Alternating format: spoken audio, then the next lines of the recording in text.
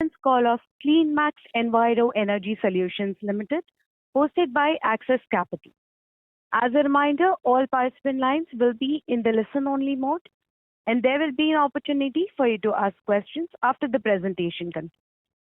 Should you need assistance during the conference call, please signal an operator by pressing star and then 0 on your touchtone phone. Please note that this conference is being recorded. I now hand the conference over to Mr. Sumit Kishore from Axis Capital to introduce CleanMax and its management. Thank you, and over to you, Mr. Kishore. Thank you, Michelle. Good afternoon, ladies and gentlemen. On behalf of Axis Capital, it is my pleasure and privilege to welcome you all for the maiden conference call of CleanMax Enviro Energy Solutions Limited after its recent on the Indian bourses. CleanMax is India's largest pure-play commercial and industrial renewable energy company. They have a net zero partner for corporates. They supply renewable power and offer energy services and carbon credits to customers across data centers, AI and technology industries, and C&I enterprises across a range of conventional sectors. We have with us the management team of CleanMax, which is represented by Mr. Kuldeep Jain, Managing Director, and Mr. Nikunj Vadawat, the Chief Financial Officer. The call will start with a brief management discussion on the earnings performance for Q3 and 9-month FY26, followed by an interactive Q&A session. Without further ado, let me hand over the proceedings to Kuldeep. Over to you, sir. Thank you very much, guys. We've got a presentation here which is coming up.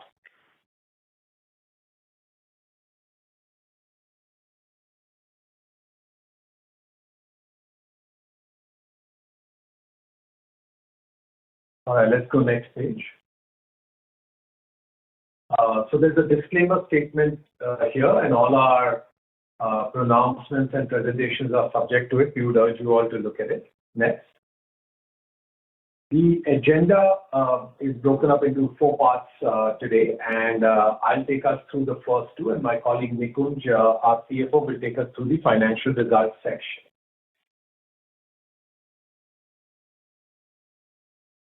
So the key highlights, we've got 5 points to make. The first one is if we look at the results for the 9 months ended December 25, there's a 33% year-on-year growth in EBITDA.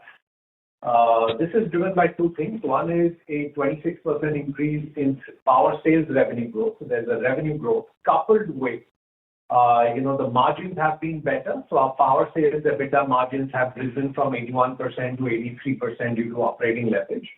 And the EBITDA, if you look at for the quarter itself, which is September to December 25 versus September to December 24, that has increased 40%.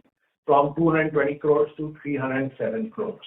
On a 9-month basis, 33% growth, and on a 1 quarter to prior year, same quarter basis, 40% growth in EBITDA. Second is our weighted average interest rates have fallen from 9.2% at the start of the fiscal to about 8.7%, as of December 25. And there's an increase in the reported profit after tax from 2 crores for the first 9 months in the prior fiscal to about 40 crores for the first 9 months in this fiscal. The second point is, overall we are a leader in India's C&I segment. We have 5,700 megawatt or 5.7 gigawatt of contracted, where we have power purchase agreements in place of what is called RE power sales capacity, where we are going to sell the energy. So that's 5.7 gigawatt of contracted RE power sales. And this number has grown 3x, 300% in the last 2 years. So, 31st March 24, it was 1.75 gigawatt, now 5.7 gigawatt. And this is then comprised of 2 parts. Part 1 is how much of that we have already commission, which is the operational capacity of 3 gigawatt. This represents in capacity terms a 76% increase over a year prior. And in addition, there is therefore another 2.7 gigawatt, which we have already contracted but is under execution. This is all numbers for power sales business. So therefore, in the first 11 months of this fiscal, which is April 1 to 1st March 2026, we have commissioned about 1.3 gigawatt of capacity. 1,300 megawatt of energy sales capacity has been commissioned in the first 11 months of this fiscal, which is 85% solar and 15% wind. Data and AI is a big part of our contracted volume. So about 42% of the 5.7 gigawatt of renewable energy power sales is data and AI. And in fact, the first 500 megawatt CPU connected plant in Bikaner to supply environmental energy offsets to technology customers has also been commissioned very recently. And lastly, we have also operationalized a majority, i.e. 51% CleanMax owned partnership with Osaka Gas, which has seen during the financial year an equity investment of 176 crores from Osaka Gas for a 49% stake in our joint venture together. Right, so these are just a few of the key highlights. I'll now present some detailed pages to take us through some of this. On this page, I'd like to make 3 points. First is we have a starting base of about 1.7 gigawatt of operational energy sales capacity at the start of the financial year. We have added 1.3 gigawatt to it, which represents about a 76% growth in terms of capacity added versus the base at the start. The second thing I would like to highlight here is we have many diverse growth sources across states.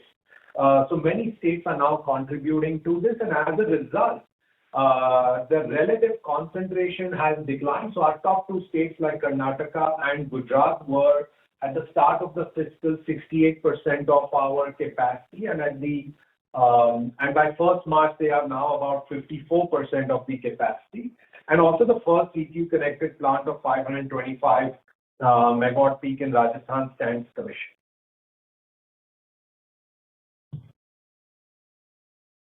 This page has a few highlights. One is if you look at the renewable energy power sales, you look at the total contracting capacity, that has grown nearly 3 times from 1.7 gigawatt as of 31st March 2024 to 5.7 gigawatts, so about 4,000 megawatt expansion in slightly less than 2 years. So about 2,000 megawatt a year is our sort of incremental contracting rate.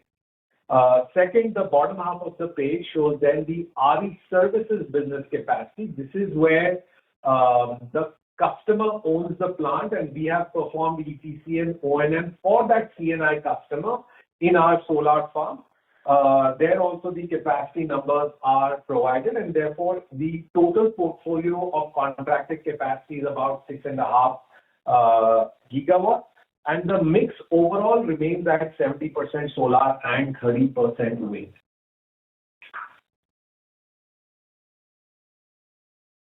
I'll take one slide to highlight some key facts from our financial results. First is EBITDA growth of 33% for the first 9 months. And when you look at just on a quarter versus corresponding quarter basis, it's about 40% growth. Second is this is driven by both revenue growth as well as higher EBITDA margins in both business segments. So RE power sales segment, the EBITDA margins have grown from 81 to 83%, and RE services segment also, the EBITDA margins have grown from 15 to 22%. The last point I'd like to highlight is in the bottom right-hand corner of this page, which is the reported profit after tax has grown from about 2 crores for the first 9 months last fiscal to about 40 crores for the first 9 months in this fiscal. Right? Next page. So this capacity that we put up has to translate into run rate EBITDA, and this page seeks to explain both the run rate EBITDA as well as the corresponding net debt to that. So all of you can look it up and understand. As of 1st March 2026, so in the first 11 months of the fiscal, we have added about 650 crores of run rate EBITDA. This is in addition to the starting point, which was 1140 crores of run rate EBITDA, or represents a 57% growth in sort of the run rate EBITDA number. And the corresponding net debt figures to each of these capacities are also provided. And the chart also shows some assumptions behind those. So some more key business updates in the subsequent pages.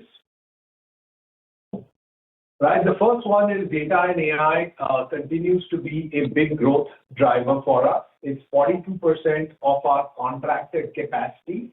And interestingly, this number has risen nearly 10 times, 10x growth in slightly less than 2 financial years, from 31st March 2024 to about 1st March 2026.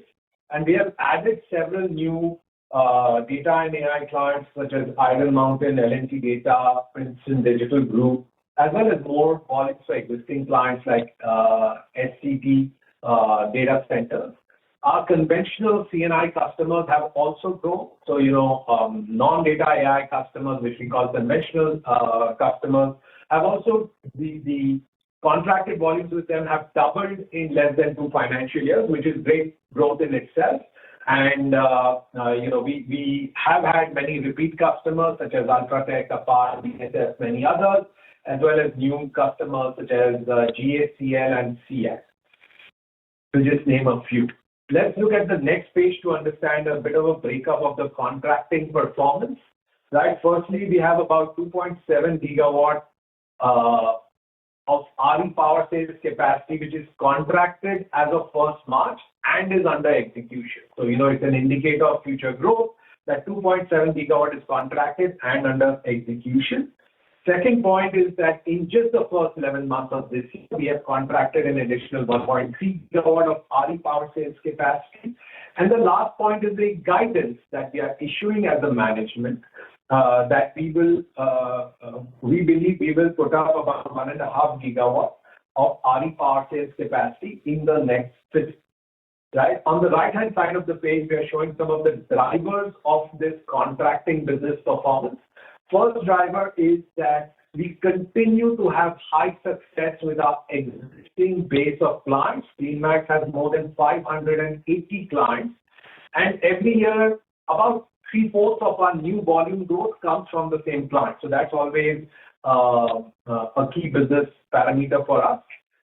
Second is our business is relatively unchanged in the sense that we serve the biggest and best corporates. So about 83% of the megawatts contracted are with AA, AAA, or multinationals. 14% is with A-rated. So about 97% of our volumes are with A-rated or above. The receivable days continues to be at a very manageable number. And the last point is we've had strong contracting discipline and performance. So the tenure of the PPA continues to be high across, I think, nearly 1,200 power purchase agreements. The weighted average tenure is about 20 years. And for the 2.6 under execution, the tariff continues to be very respectable at 3.84 rupees. So that's some numbers on our contracting or sales performance. The next slide shows some numbers on our projects and execution performance, which I would like to take us through.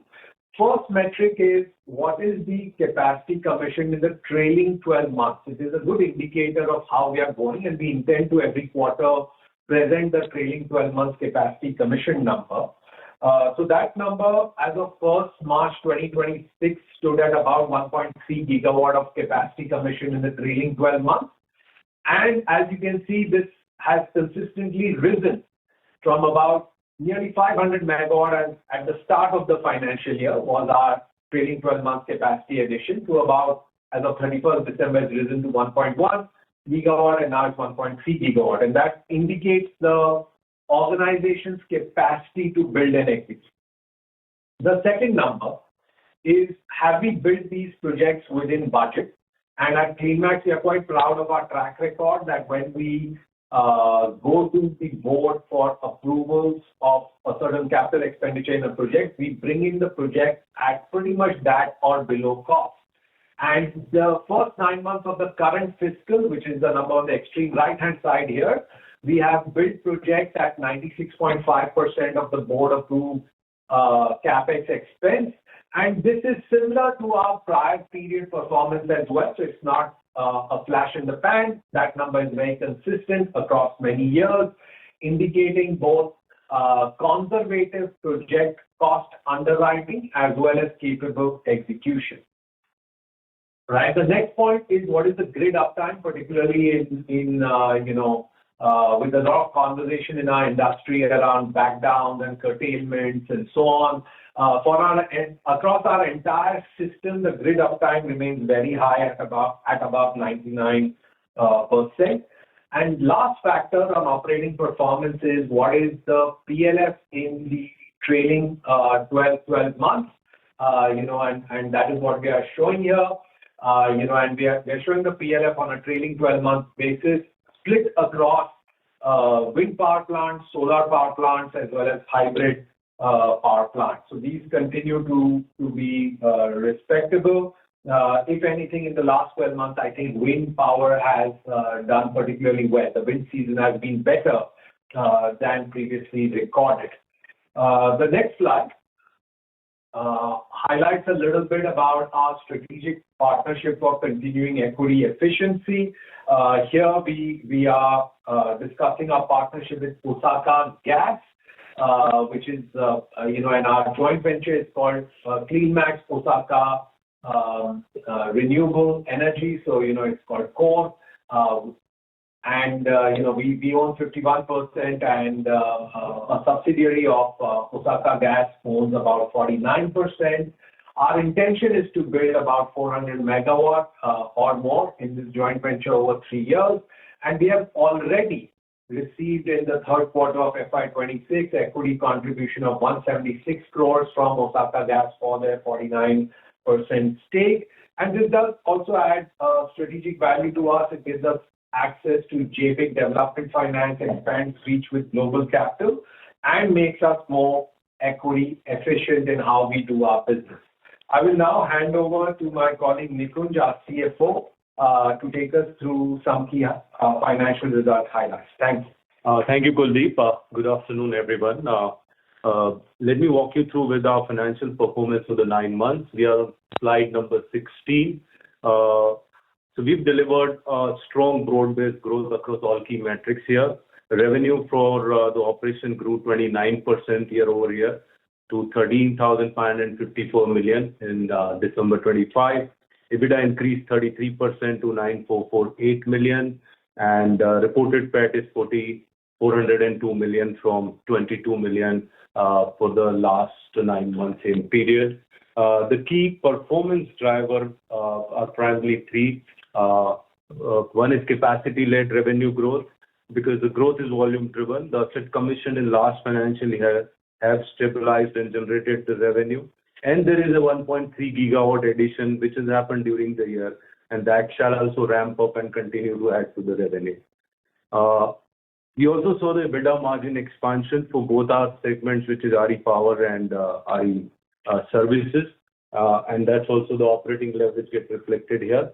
And on the balance sheet side, the gross block and capital work in progress have seen significant growth that reflects the capacity addition and also the capacity which is under construction, which will also come up. The net debt, which is an important number here, what we have on the coming slide is a breakup, which gives a split between the operating asset net debt and under construction asset net debt. The one point which I'd like to call out here is that this net debt is on 31st December. It does not include the IPO proceed, so it's without that. Next please.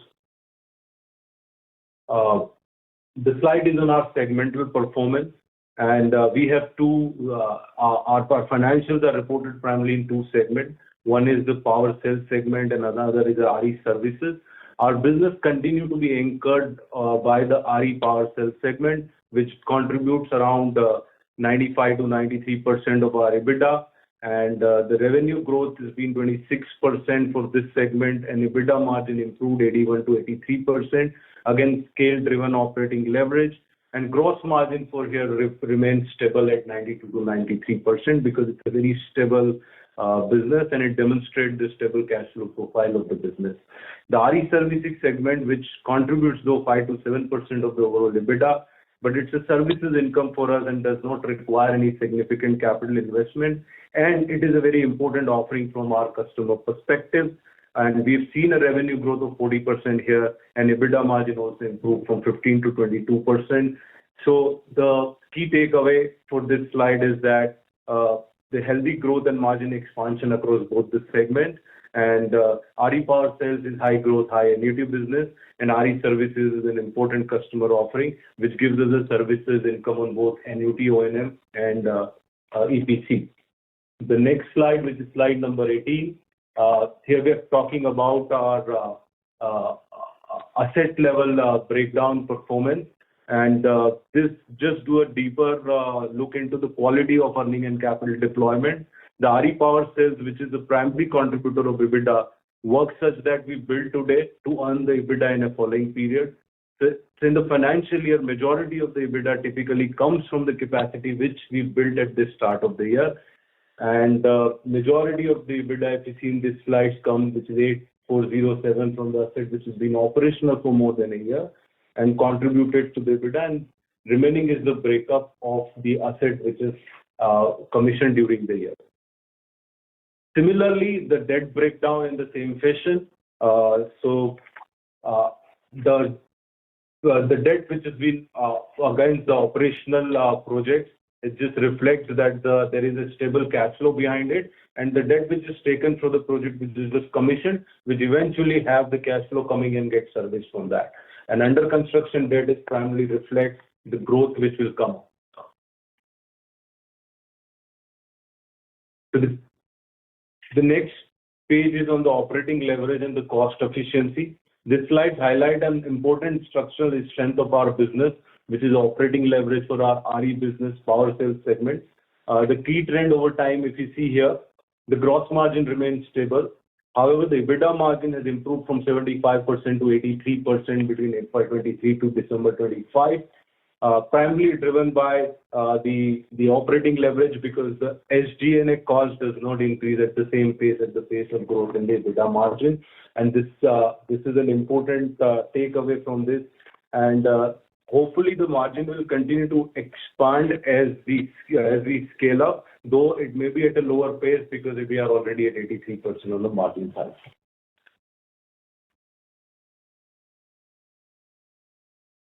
The last important page on the financial performance is the capital structure and cost of funding. This is one very important metric in a capital-intensive business, as debt is an important part of overall capital structure for us to create the sustainable equity returns. The cost of borrowing for us has gone down from 9.5% in March 24 to now 8.7%. That reflects, that's primarily driven by a couple of things. One is the continued improved credit profile, access to diversified funding and sources of funding in the lender base. And then another lever which exists in our business is that in a high growth portfolio, there is always some room for us to continuously refinance as the assets stabilize and bring the cost of debt. The other leverage metrics is debt to adjusted EBITDA, which remains healthy and reasonable at 4.8. The DSCR for stabilized asset at 1.4, which reflects that assets are performing better than what it was underwritten by the lender. Even the range is very healthy, and the long-term debt profile is also backed by the 23-year long-term cash flows. So the debt is stable and self-sustaining and self-liquidating, and it's not dependent on any other levers but the project cash flows.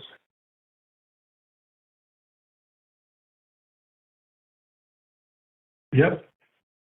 We hold here and take questions. Thank you very much, sir. We will now begin the question and answer session. Participants connected through audio call may please press star and 1 on their touchtone phone. If you wish to withdraw yourself from the question queue, you may press star and 2. Participants connected on webcast may click on the live question tab. You may also type in your text questions on the ask a question tab available on the webcast. Participants are requested to use only handsets while asking a question. Ladies and gentlemen, we will wait for a moment while the question queue assembles. You may please press star and one to ask questions at this time. You may also type in your text questions on Ask a Question tab. Also, you may click on the live question tab if you want to ask questions through Zoom.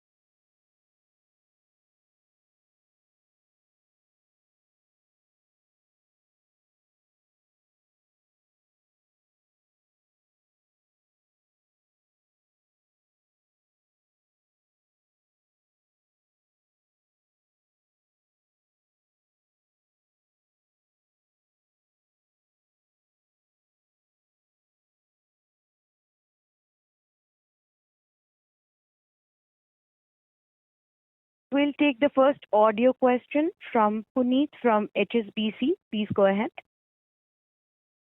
Yeah, thank you so much, and congratulations on your first call and good results as well. My first question is with respect to the potential upcoming ALMM for cells, which starts on June. How do you see traction on contracts beyond that in terms of tariff and commissioning intensity? So, Puneet, till about for brownfield expansion in solar farm, we were offering pre-ALMM, pre-ALCM pricing, which is offering a COD till 30th June, till about, I think end November or some contracts even as of December, because if you have a brownfield expansion, you can actually commission it by June.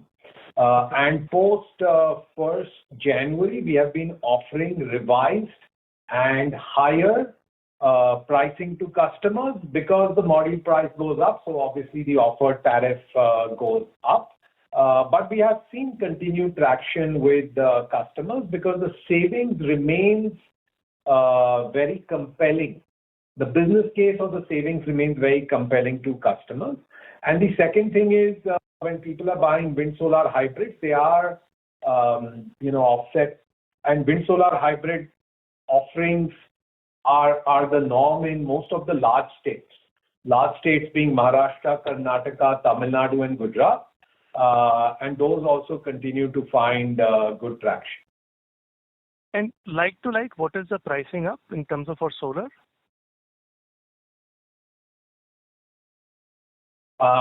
I think about somewhere between 8. I think the numbers vary a little bit by state, but 7 to 10%. 7 to 10%. Okay, that's 7 to 10%. okay. And secondly, you talked about your 1.5 gigawatt guidance. Can you also break it down? What is the capex you expect to spend next year, and what should one assume the mix of wind and solar? We haven't given that project-wise and technology-wise guidance right now. Let's examine if we provide that. Okay. And in terms of SG&A trend, it's very interesting to see it has fallen to almost 10.3%. How should one think about this trajectory into next 1 and 2 years?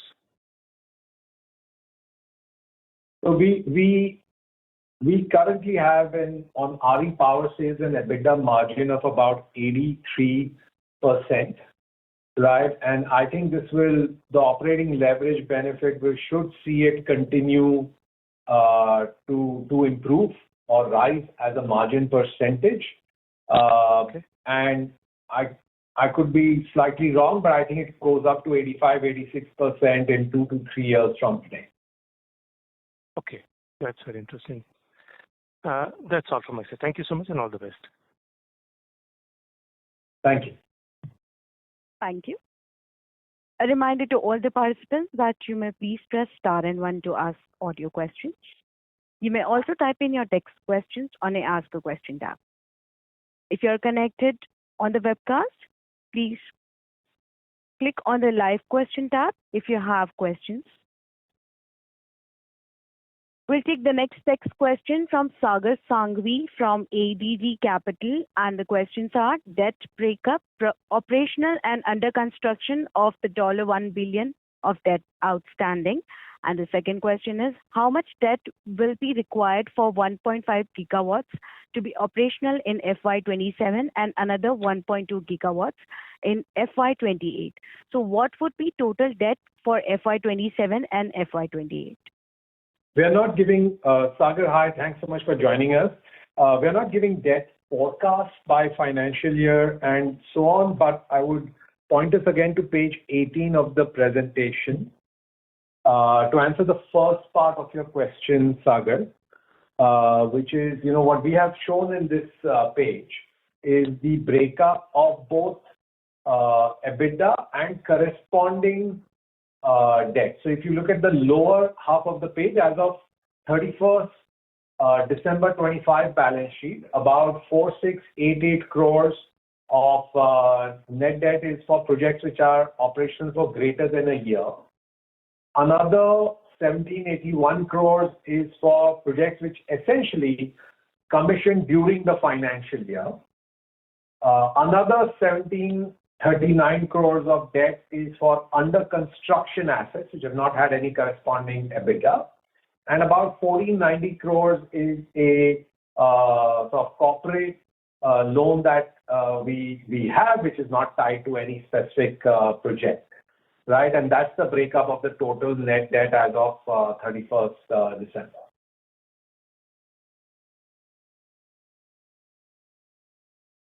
Thank you, sir. We'll take the next question from Sagnik Day. Please unmute yourself, introduce yourself, and proceed with the question, sir.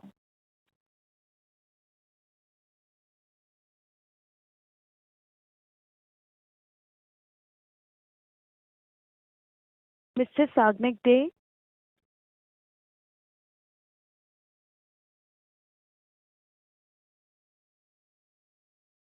So the participant has left the queue.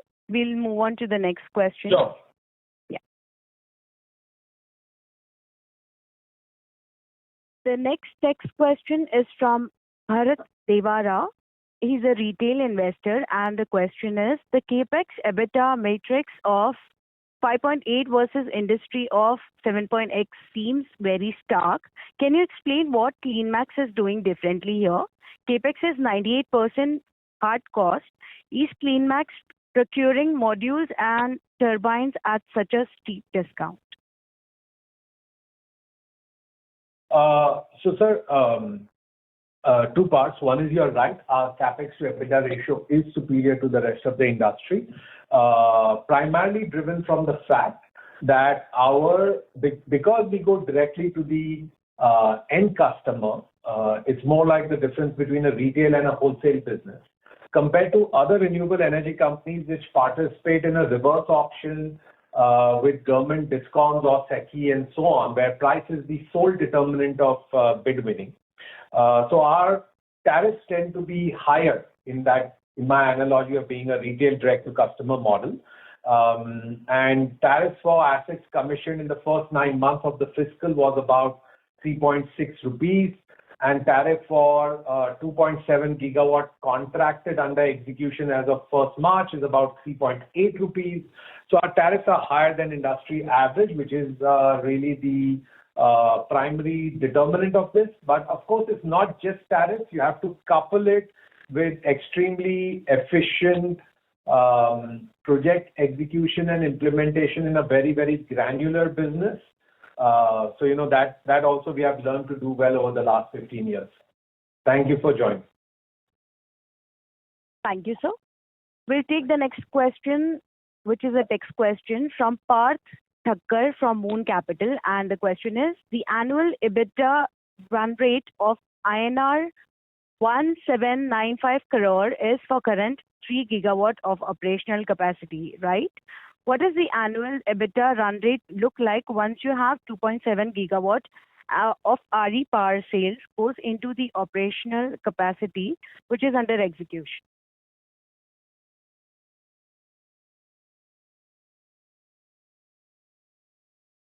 Parth, thank you so much for joining and for being an investor in CleanMax.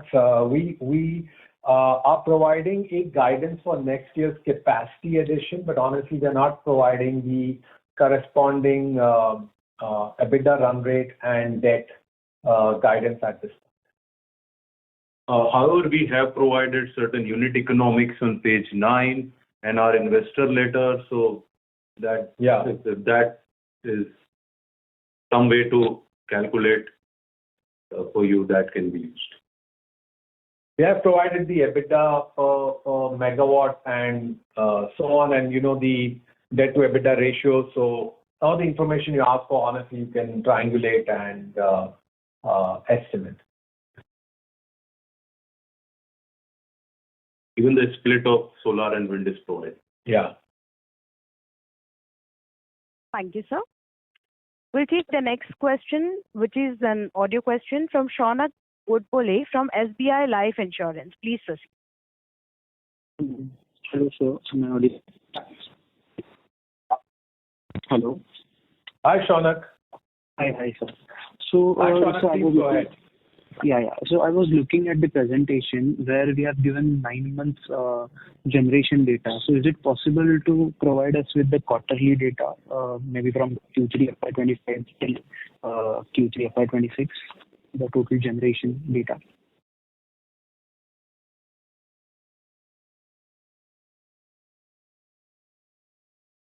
Very fair ask, Shaunak. Maybe we will. I don't have it readily available on me, but maybe we will provide that in due course on our website. I think that's a very fair ask, and we'll provide that on a continued basis every quarter in terms of million units of generation. Thank you for giving us that suggestion. Okay. So one more question. Just wanted to understand, YTD capacity addition is around 1.3 gigawatts. So what would be the total capacity addition for this year? And earlier, I suppose the total capacity addition for FY27 was around 1.49 gigawatts, and 28 was a bit more than 1.5 gigawatts. So have we trimmed the capacity addition guidance for 28? To 1.2. So we are not giving any guidance for 28, Shaunak, because in our business it's pragmatic to only give a guidance for 1 year forward at a time is what we felt, because there's a lot of contracting, so many other moving parts in project execution, and therefore we said we will build and commission upwards of 1.5 gigawatt in fiscal 26-27. That's the guidance we have given, right? And what we maintain is we have seen tremendous increase in the organization's capacity to deliver new RE power sales capacities. As you remember, if we go back to the start of this financial year, which is April 2025, at that point, if we stood and looked back to trailing 12 months, the capacity installed was about 500 megawatt. However, if we stand on 1st March 2026 and look back trailing 12 months, capacity added is 1.3 gigawatt. So from 500 megawatt trailing 12 month capacity addition to 1.3 gigawatt, that's a huge jump. And we are forecasting or guiding to a capacity addition north of 1.5 gigawatt for next financial year. Okay. Thanks a lot, sir. Thank you. We'll take the next audio question from Dhruv Muchal from HDFC Mutual Fund. Please go ahead. Yeah, sir. Thank you so much. So firstly, I would like to appreciate the shareholder letter. I think it captures the nuance in the business very well, and I hope other companies also do this, given the differentiation in these businesses. So firstly, the question is primarily one on the execution. So we have done probably well given the pace of execution. Next year, expecting about 1.5 gigawatt. Given whatever we hear in the industry about transmission, land, wind execution challenges, how comfortable or how confident are you on this execution target? Also, probably give some comments about what drives this confidence, probably transmission availability, land availability, and stuff like that, please. Thanks. Yeah. Thank you so much, Dhruv, for your question and your appreciation. The shareholders letter took a lot of work over the weekend from all of us, so it always feels nice to be appreciated. So thank you for that.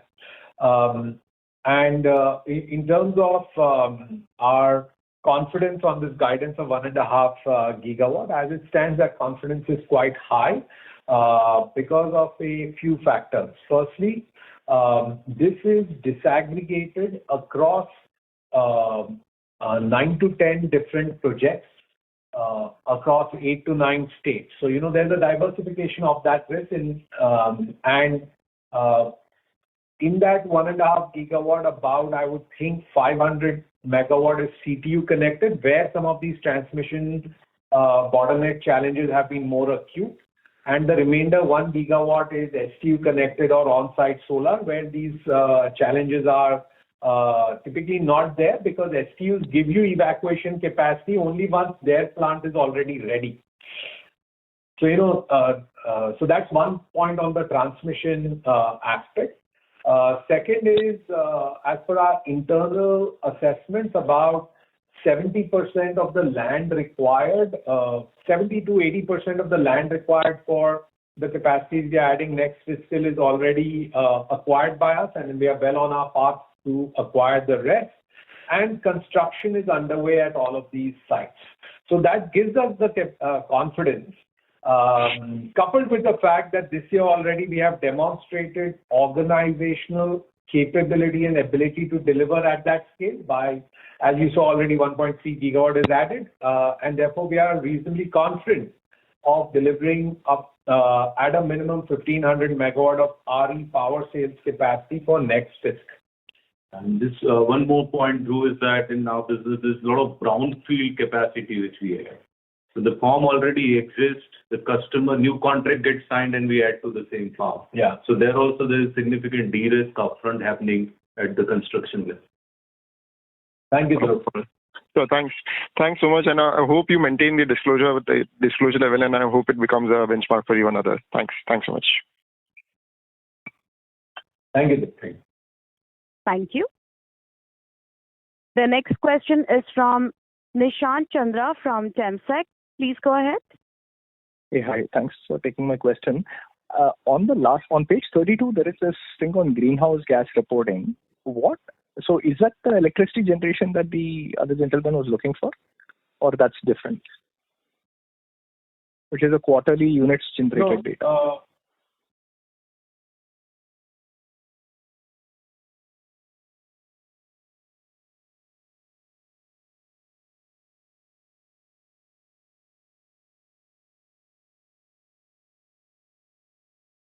No, I think this is tons of CO2 emission from electricity generation and so on. So I wouldn't say that this is generation. Oh, this is not units, is it? Oh, okay. Got it. Not KWH, Nishant. But this is standard disclosure format for GRI reporting on sustainability. And while we didn't present it in our opening comments, we do provide it as disclosure for investors. Got the first line is electricity generation means what? It's in unit. What units is this actually?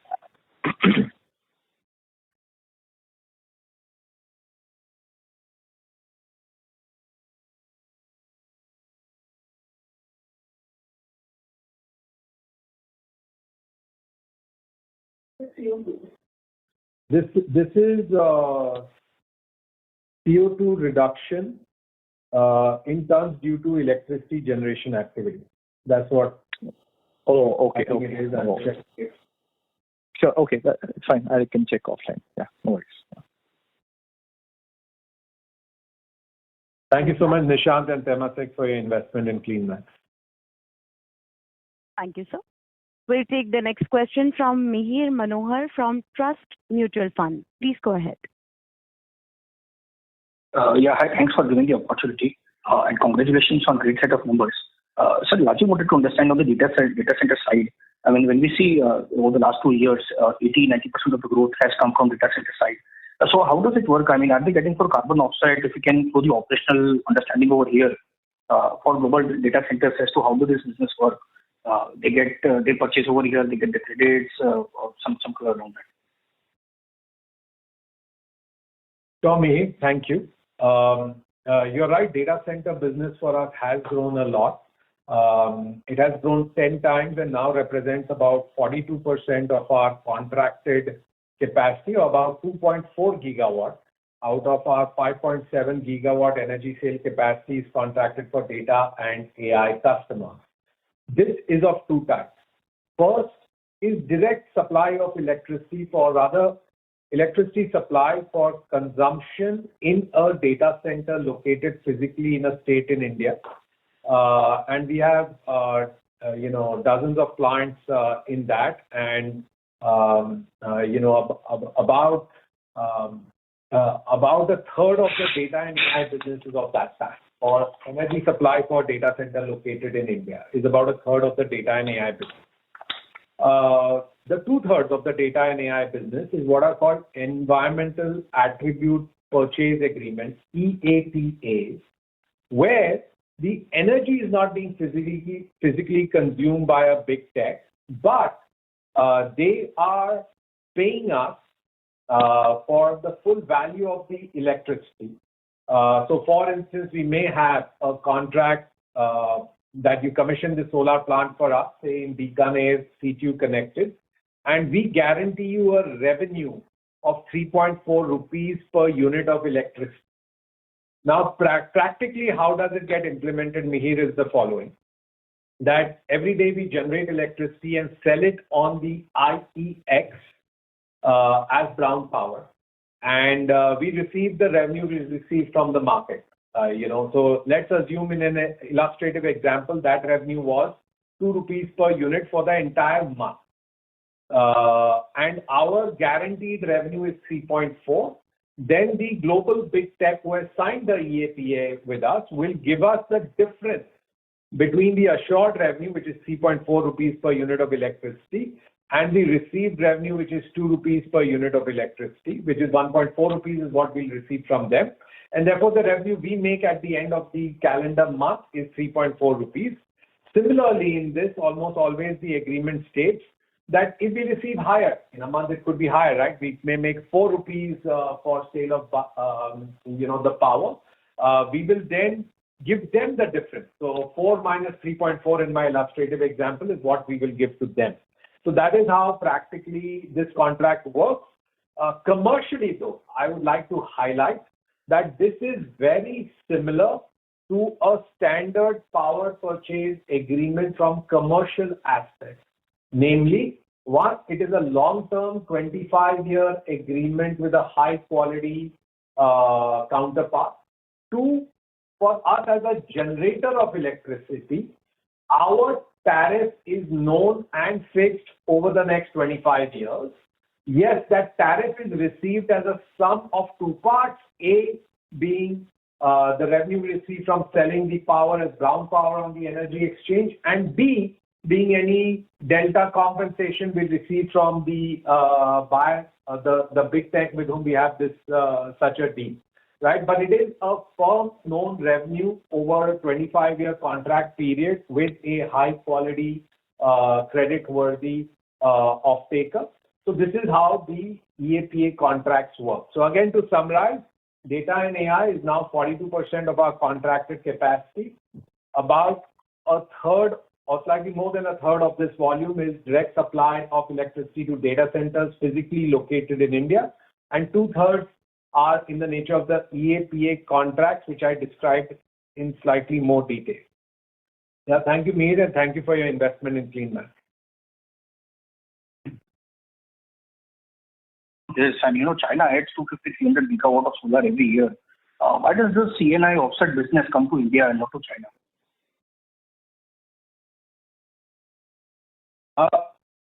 There are a couple of distinct reasons for that. One of them is that people look at the cost per ton of carbon abated, right? So India has 2, 3, 4 things going for it. One is, of course, low cost of renewables. Second is coal-heavy grid, so the carbon intensity of the offset is much more than you would enjoy, say, in China or Europe. And third is that the contracting structure, contracting discipline, and welcomeness of big tech in India is a lot more than they find in China. So all of them are doing this kind of business in India. Understood. Sure. I have just two questions. Should I go ahead? Yeah, please go ahead. Yeah, sure. So in a case, let's say we have tied up the capacity, we have entered into agreement. If there is delay in putting up the capacity because of, let's say, transmission evacuation not being provided by the respected agency, then how does the risk and who will bear the risk? How does it work over here? If sufficient transmission evacuation capacity is not available, that was the first question. And second was on the cross subsidy surcharge. Our tariff is 4.25 versus industrial tariffs at 7 to 8 rupees for the grid-based tariffs. Now, this draft electricity amendment bill is proposing a removal of cross subsidy surcharge. This is quite an ideal process over there, idealistic scenario. But let's say if that goes through, then what kind of risk do we have if that goes through? Thank you, Mihir, for those questions. So what was the first one?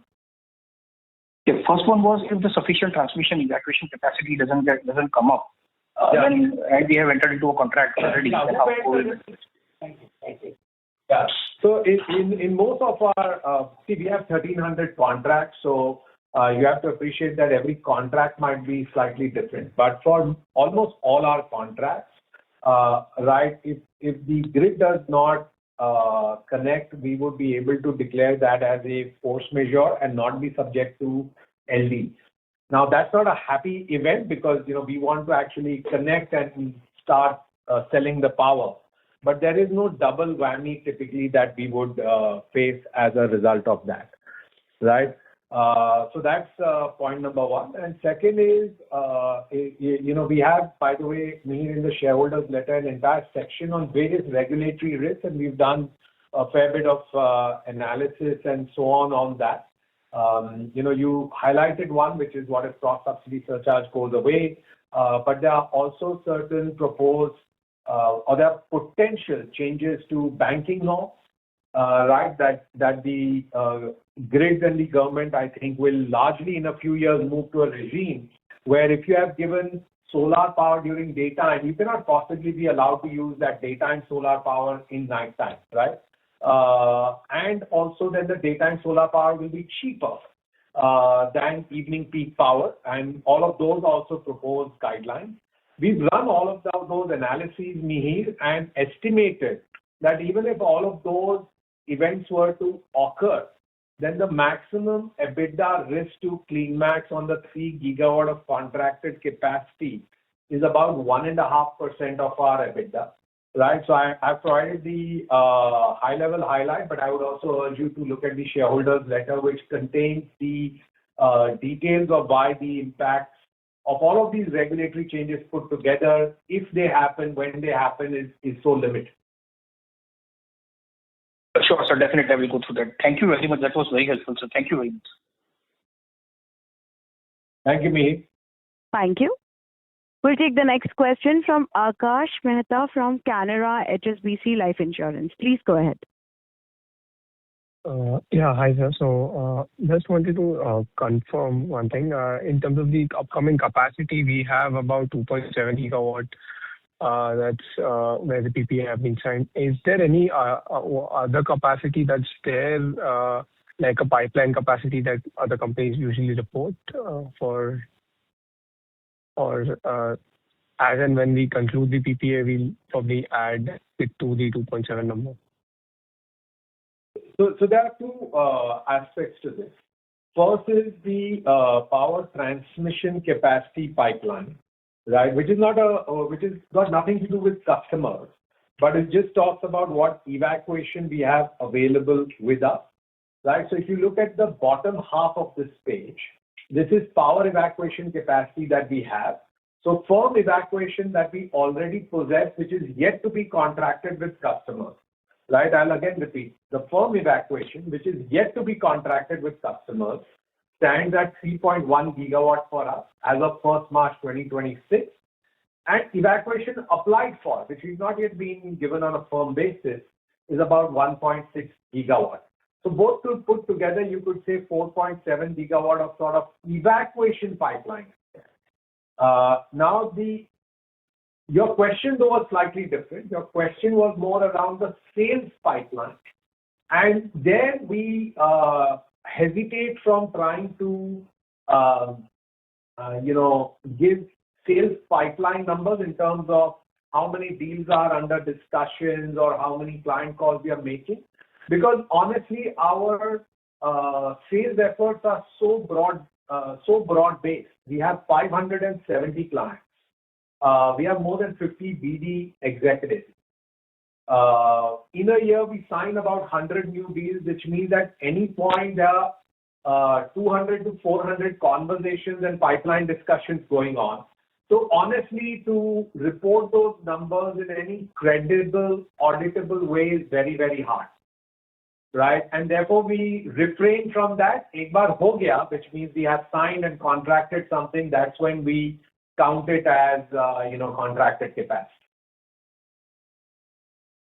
Sure, sir. That's quite helpful. But so it doesn't work like a LOA because it's CNI, right? I mean, otherwise you can just mention it's LOA and this is the pipeline. Yeah, it doesn't work like that because in the SECI system, there is an LOA with SECI, which may or may not translate into a PPA with a discount.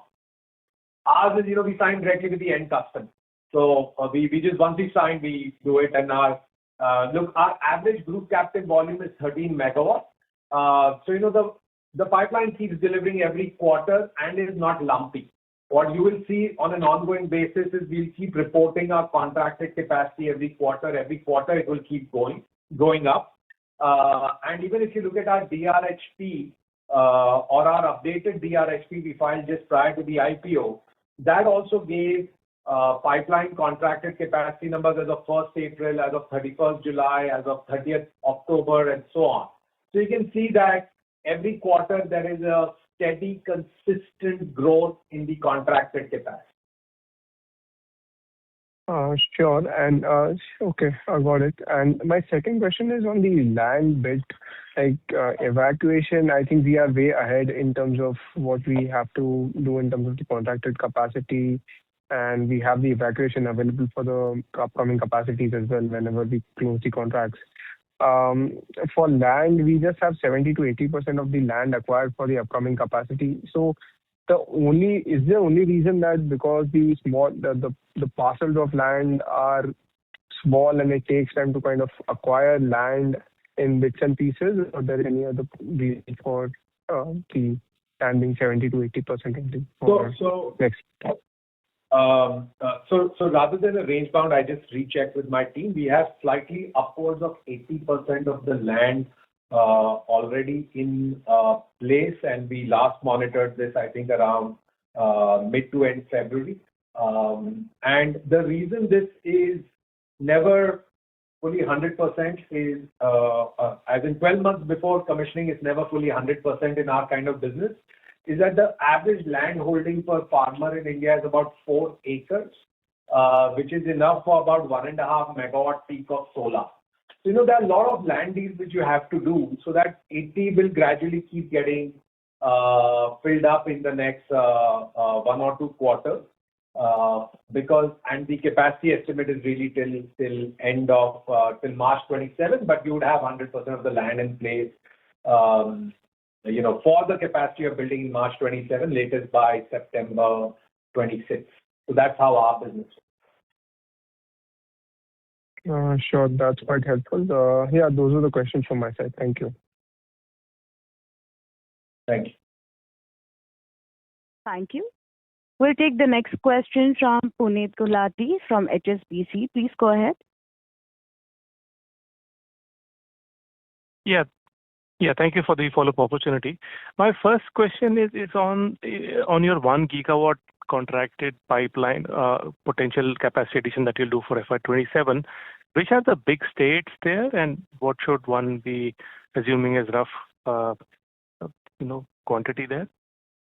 So the guidance to meet is 1.5 gigawatt, of additional renewable energy power sales capacity in FY 26-27. Yeah. And yes, out of that, maybe 0.5 gigawatt is CTU connected wind project, which we are building in the state of Karnataka. Yeah. Then the remainder is 1 gigawatt of RE power sales capacity, which is really for non-CTU.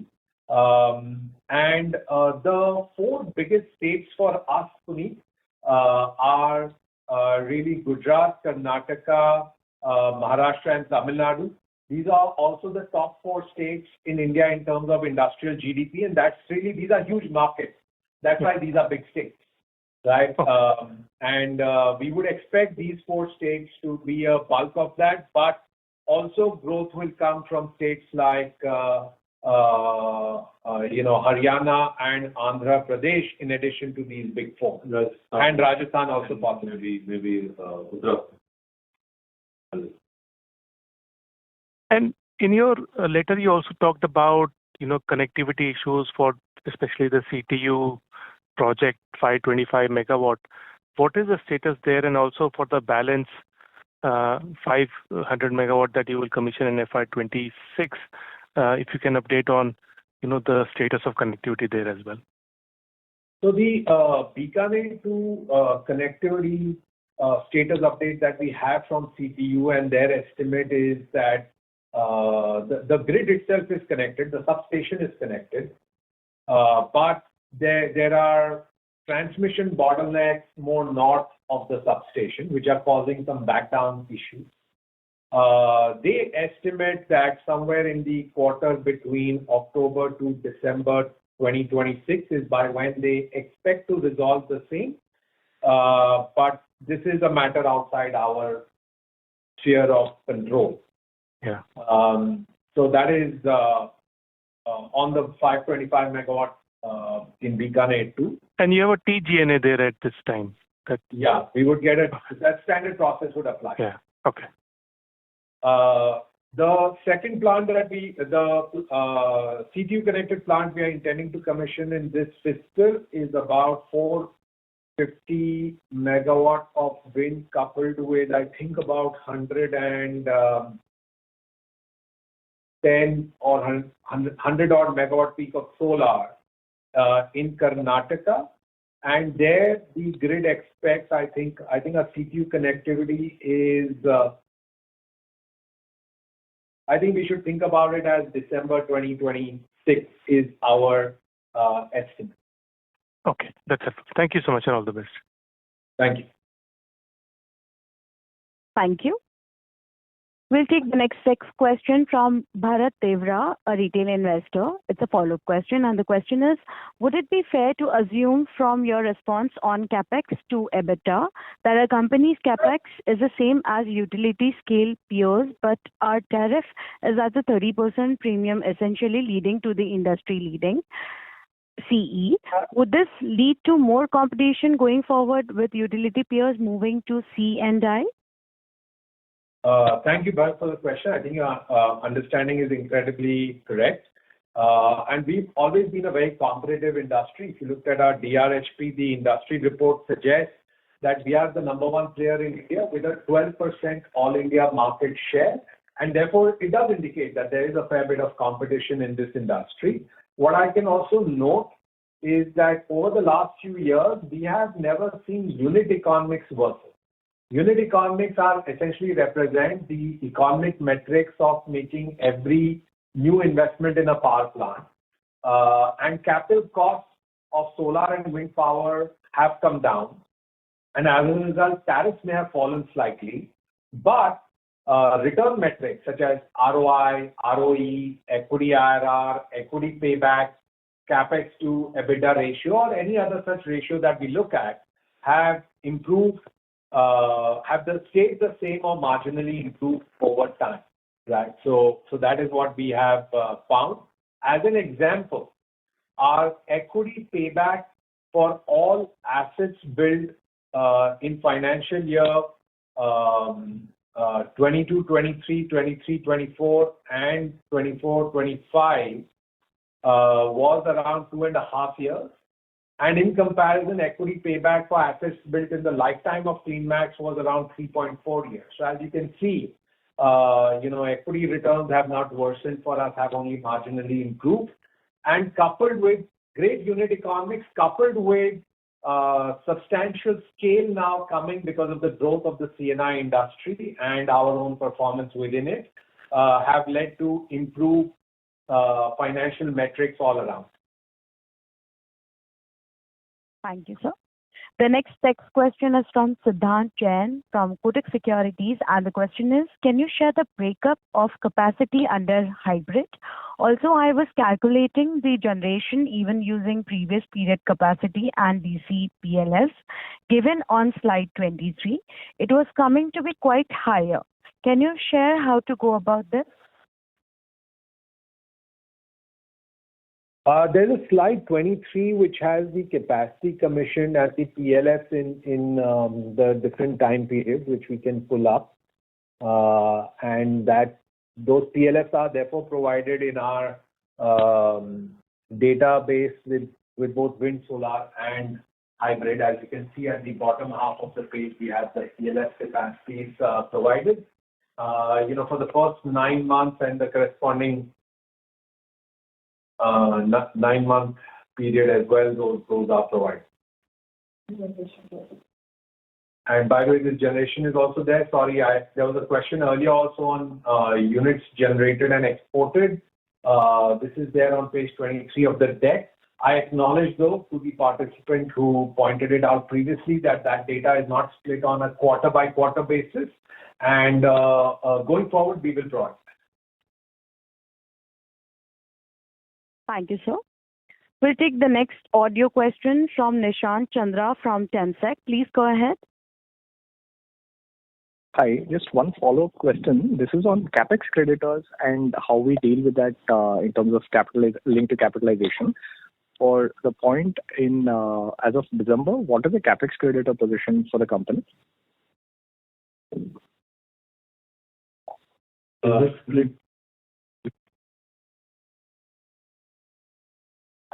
Nishant, allow me to just get the exact number. The other one is on run rate net debt as of 1st March. How do you calculate that? Because some of the debt drawdown would have also gone towards CWIP, right? So is it then apples to apples comparing the run rate net debt versus the run rate EBITDA? So for the capacity, the two ways to look at it. One is that what is the capacities which is built and operating, and what is the debt against that given. And second is the unit economics basis. If we look at it, we've been maintaining around 5.5 run rate net debt to EBITDA on a basis. So that's the other way to look at it. And yeah, Nishant, to answer your specific question, that is not in our business. That is never strictly triangulatable off balance sheet, but all analysts and investors such as yourselves need it, right? And therefore, what we do is don't just look at the drawn down debt as on that day, because we may have commissioned a certain capacity, but very often in our business we only draw down that debt as and when required to pay off the capex creditors. Oh, okay. Right, and therefore there was merit in providing for the benefit of investors like yourselves both numbers, which is run rate EBITDA as well as corresponding run rate net debt, so that anyway you want to then use it for your own analysis. That how do I think about EV EBITDA multiples, and then what debt to subtract from that? You should have that corresponding number. That's the purpose of providing that. Fair point. No, because in my mind, I was also then to the extent of value attributable to the CWIP, because that is the investment that has gone into the company without generating anything, but it is likely to accrue value in the next 12 months or so. So I was trying to understand how to offset it against this net debt number. Yeah. I think you just have to subtract it that's and fine. Think about That's fair. Yeah. Okay. Yeah.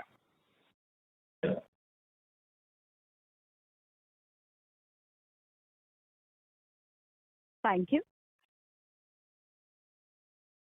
We'll take the next text question from A. Pradeep from Vedanta, and the question is, since the proceeds from IPO is being used for repayment of borrowings or exit of current investors or general corporate purpose, what are your plans for equity contribution for your upcoming projects, any QIBs, etc.? We have no intention of a QIB.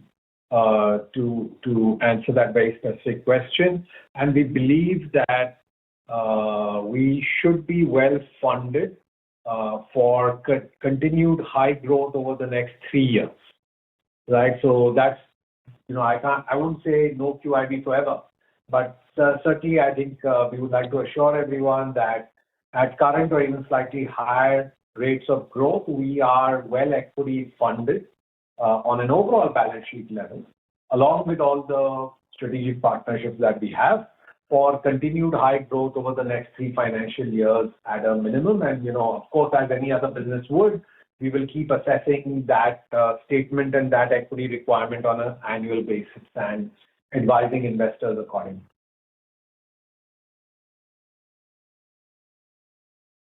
Thank you, sir. Ladies and gentlemen, we will take that as the last question for today. I would now like to hand the conference over to Mr. Sumit Kishore for closing comments. Thank you, and over to you.